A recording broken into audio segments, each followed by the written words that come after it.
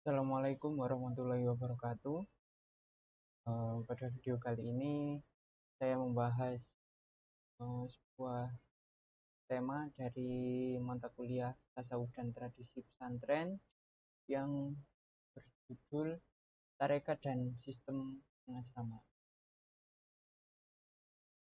Materi kali ini disusun oleh saya sendiri, Syahrul Ahmad Hidayat. Langsung saja memasuki ke materi yang pertama, yakni sejarah tarekat dan sistem pengasramaan. Menelaah sejarah pada masa Islam klasik, banyak bukti yang menunjukkan bahwa Islam pada saat itu memegang peradaban yang sangat indah. Hal ini terlihat bagaimana Islam menjadi pusat kebudayaan dan peradaban, baik itu peradaban keilmuan maupun peradaban sains dan teknologi. Berbicara tentang kemajuan dan kegemilangan Islam pada saat zaman klasik merupakan hal yang sangat indah kalau dikaji dan dikenal. Bagaimana Islam pada saat itu memiliki lembaga-lembaga pendidikan yang sangat mapan, baik lembaga pendidikan seperti madrasah, perpustakaan, observatorium, dan lembaga-lembaga pendidikan sufistik tempat para sufi untuk menimba ilmu dalam menjalani kegiatan kesufiannya. Menyingkap kegemilangan lembaga-lembaga pendidikan era awal atau era klasik berarti mengenal lebih dekat tentang berbagai komponen dan sistem serta metode yang digunakan dalam penyelenggaraan pendidikan Islam klasik. Pada level pembuktian, mungkin akan mengalami kesulitan untuk menentukan secara pasti bagaimana sesungguhnya perkembangan dan pertumbuhan lembaga-lembaga pendidikan Islam di era klasik tersebut. Mengapa lembaga pendidikan Islam pada masa klasik sulit diidentifikasi? Sebab teknologi yang dapat dijadikan alat untuk mengabadikan fakta dan peristiwa pada waktu itu tumbuh sangat terbatas dan tradisional. Menurut Tamam Ansori, lembaga kesufian sudah ada pada zaman Islam klasik, yang mana praktek sufi pada saat itu sudah menjadi lembaga yang banyak melahirkan para sufi-sufi yang terkenal. Sebut saja Al-Hallaj, Surawardi, dan sufi-sufi lainnya. Dalam menjalankan praktek tasawufnya, tentunya para sufi sudah mempunyai lembaga-lembaga sufi, yaitu ribat, zawiyah, dan konakoh. Gerakan sufi yang muncul dalam permukaan sejarah Islam berkembang secara bertahap dan tidak secara langsung. Di abad-abad awal Islam, kaum sufi tidak terorganisasi dalam lingkungan-lingkungan khusus atau tarekat. Namun dalam perjalanan waktu, ajaran dan teladan pribadi kaum sufi yang menjadi kehidupan menurut aturan-aturan yang telah ditetapkan agama mulai banyak menarik kelompok manusia. Dan selanjutnya, mulai muncul berbagai tarekat sufi yang meliputi para ahli dari segala lapisan masyarakat. Ketika sufi ini muncul, pusat kegiatan sufi bukan lagi di rumah-rumah pribadi, sekolah, atau tempat kerja sang pemimpin spiritual. Selain itu, struktur yang lebih sifat kelembagaan pun diberikan pada pertemuan-pertemuan mereka, dan tarekat-tarekat sufi mulai menggunakan pusat-pusat yang sudah ada yang secara khusus untuk pertemuan-pertemuan ini. Pusat pertemuan kaum sufi biasanya disebut konkoh atau zawiyah. Di Afrika Utara, tempat semacam ini disebut ribat, nama yang juga digunakan untuk menggambarkan kubu atau benteng tentara sufi yang membela jalan Islam dan berjuang melawan orang-orang yang hendak menghancurkannya. Di anak benua India, pusat sufi disebut Jamaat Khana atau Konako. Selanjutnya, yakni pembahasan mengenai ribat. Menurut Asrora, ribat merupakan tempat kegiatan kaum sufi yang ingin menjauhkan diri dari kehidupan duniawi dan mengkonsentrasikan diri untuk beribadah semata-mata. Dalam ensiklopedia Islam, ribat berasal dari bahasa Arab yang berarti sesuatu yang dibuat untuk mengikat, sanksi, markas tentara, tempat yang diwakafkan untuk fakir miskin. Kata-kata riba juga termaktub dalam Al-Quran. Bagaimana ayat berikut dalam Quran Surat Al-Anfal ayat 60.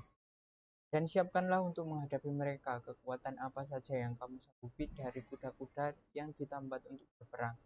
Kamu menghentarkan musuh Allah dan musuhmu dan orang-orang selain mereka yang kamu tidak mengetahuinya. Sedang Allah mengetahuinya. Apa saja yang kamu nafkahkan pada jalan Allah niscaya akan dibalasi dengan cukup kepadamu dan kamu tidak akan dianiaya. dirugikan. Menurut Abu Dinata, juga menyatakan ribat adalah tempat untuk melakukan latihan, bimbingan, dan pengajaran bagi calon sufi dalam praktek menjalankan kesufian. Ribat mempunyai beberapa aspek atau komponen yang terkait dalam pendidikan tasawuf. Di antara komponen tersebut yaitu terkait dengan guru, syekh, mursyid, mu'id, dan mufid.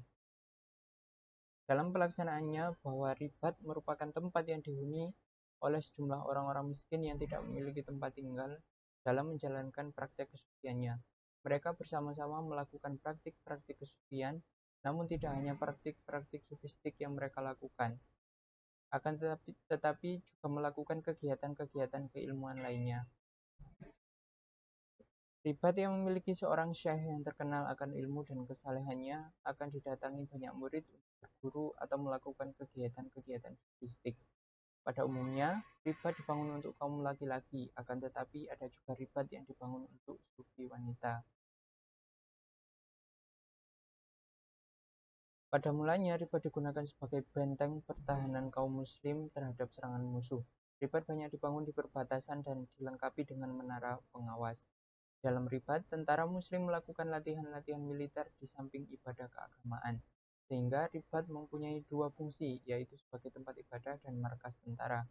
Oleh karena itu, istilah ribat dihubungkan dengan jihad di jalan Allah SWT atau perang suci, yang dalam prakteknya untuk mempertahankan wilayah Islam dari serangan musuh serta memperluas wilayah kekuasaan Islam. Dalam perkembangan selanjutnya, istilah ribat lebih banyak digunakan sama dengan pengertian zawiyah atau konkoh. Ribat tidak banyak digunakan untuk latihan militer, tetapi lebih banyak diarahkan kepada latihan spiritual dari aliran tarekat.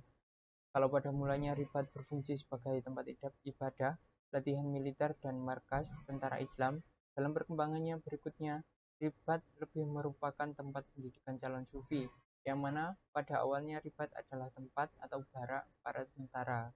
Kemudian mereka, murabit, mengalihkan perhatiannya dari perang fisik menjadi melawan perang spiritual, yaitu melawan diri dan jiwa mereka sendiri dalam praktek-praktek sufi.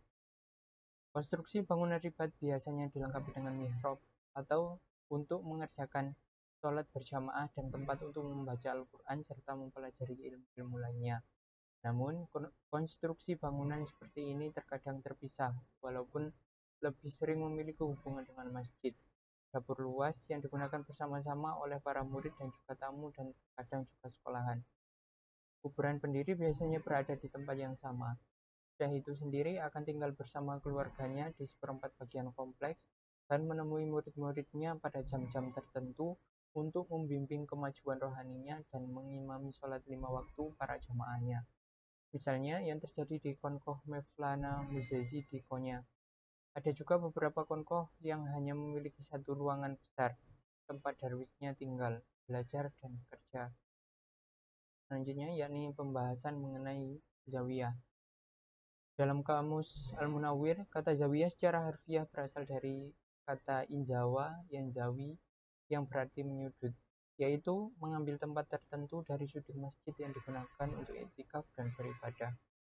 Menurut Ramayulis, disebutkan zawiyah merupakan tempat berlangsungnya pengajian-pengajian yang mempelajari dan membahas dalil nakliyah dan akliyah yang berkaitan dengan aspek agama serta digunakan para kaum sufi sebagai tempat untuk holaqoh, zikir, dan tafakur untuk mengingat dan merenungkan keagungan Allah Subhanahu wa Ta'ala. Pada mulanya, zawiyah adalah rumah-rumah pribadi para ulama yang digunakan untuk mengumpulkan para muridnya untuk belajar, sehingga pada akhirnya zawiyah berkembang menjadi bangunan yang besar dan megah, yang mana dalam zawiyah tersebut terdapat ruangan untuk berkumpulnya para sufi, rumah untuk tempat tinggalnya syekh dan keluarganya, serta dibangunnya dapur yang dipergunakan untuk tempat memasak makanan untuk para sufi yang tinggal di tempat itu, atau dapur dipergunakan untuk para fakir miskin atau kepada orang yang sedang berkunjung ke tempat itu. Selain tempat beribadah dan belajar bagi para sufi, zawiyah terkadang biasanya digunakan untuk tempat pemakaman para syekh yang telah meninggal. Kuburan syekh yang meninggal akan menjadi daya tarik kepada para peziarah untuk melakukan ritual ziarah ke makam syekh untuk mengharapkan berkah dari Syekh. Ada dua jenis bentuk zawiyah menjelang penaklukan Turki Utsmani. Satu, zawiyah tradisional yang mempunyai hubungan erat dengan penguasa Mamluk, dan yang kedua, zawiyah yang lebih independen. Jenis kedua ini biasanya sekaligus menjalankan fungsi masjid dan ribat, menyediakan fasilitas beribadah sekaligus perlindungan dan makanan bagi orang-orang miskin. Independensi ini dapat dilihat dalam contoh Syekh Ibnu Qiwam yang selalu menolak tawaran wakaf untuk zawiyahnya yang dia bangun dengan biaya sendiri. Selanjutnya, yakni pembahasan Konako. Dalam Asy'ari, asal-muasal kata konko tidak ada kesepakatan tentang dari mana kata-kata konko itu berasal. Tetapi kemungkinan kata konko berasal dari bahasa Persia, yaitu konako. Kesamaran dari mana kata konko itu berasal, ditambah lagi dengan kesamaan kapan awal berdirinya lembaga tersebut. Dalam Kamus Pintar Islam Muhammad Iqbal, disebutkan pengertian konko yaitu suatu hunian sufi untuk indekos dan instruksi. Sering berisi makam besar yang indah. Sepanjang era Mamluk, ada suatu perbanyakan gedung-gedung seperti yang pantas dipertimbangkan, terutama di Mesir. Sementara itu, menurut J. Cabi menyatakan bagaimana yang dikutip oleh Hasan Asy'ari bahwa pada penghujung apa yang sama adalah membawa angin baru bagi perkembangan konkoh. Asosiasinya dengan para sufi menjadi sangat jelas. Lebih mendetail lagi, bahwa para sufi ini umumnya adalah penganut mazhab fikih Syafi'i dan dalam hubungannya dengan teologi bermazhabkan teologi Asy'ari. Mengenai hal ini dinyatakan oleh Hasan Asy'ari masih membutuhkan penjelasan relevansi historisnya. Kesimpulan dari materi kali ini yakni ribat merupakan tempat kegiatan kaum sufi yang ingin menjauhkan diri dari kehidupan duniawi dan mengkonsentrasikan diri untuk beribadah semata-mata. Zawiyah pada permulaan penggunaannya yaitu penggunaan sudut berfungsi untuk mengadakan kegiatan pembelajaran, baik itu sudut masjid yang digunakan untuk berkumpulnya orang-orang untuk belajar kepada guru atau syekh. Konakoh adalah tempat para sufi untuk melaksanakan kegiatan kesufian. Akan tetapi, konako biasa digunakan untuk para sufi memberikan makan kepada orang miskin dan kepada orang yang sekedar singgah. Sekian pemaparan materi kali ini. Bila ada salah kata, mohon maaf sebesar-besarnya. Wabillahi taufiq wal hidayah. Wassalamualaikum warahmatullahi wabarakatuh.